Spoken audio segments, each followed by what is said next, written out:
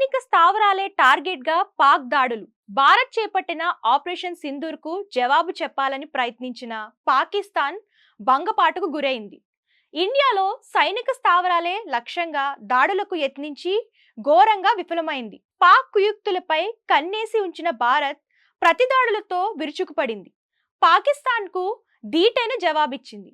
అంతేకాదు, తెగబడితే తిరగబడతామని డ్రోన్ అటాక్లతో మరోసారి హెచ్చరించింది. జమ్మూ ఎయిర్పోర్ట్ పై డ్రోన్లతో దాడులకు పాల్పడింది Pakistan.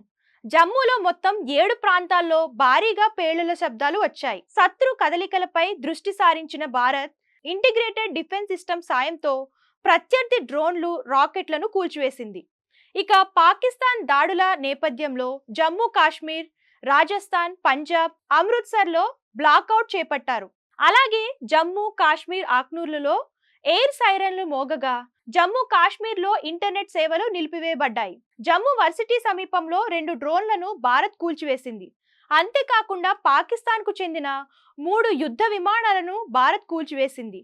Pakistan fighter jet F-16 తో పాటు 2 JF-17 యుద్ధ విమానాలను కూల్చేసింది. 10 పాక్ డ్రోన్లను S-400 తో పేల్చేసింది. పఠాన్ కోట్ ఎయిర్ బేస్ ను కూడా పాక్ టార్గెట్ చేయగా మిసైల్స్, డ్రోన్లను మధ్యలోనే భారత్ నిర్వీర్యం చేసింది.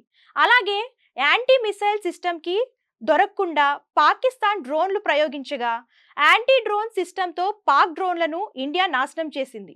మరోవైపు సాంబా సెక్టార్లోని పాక్ దాడులకు తెగబడింది. అయితే పాక్ దాడులను భారత్ సమర్థవంతంగా తిప్పికొట్టింది. కాగా పూంచ్, కుప్వారా, సాంబా సెక్టార్లలో భీకరంగా కాల్పులు జరుగుతున్నాయి.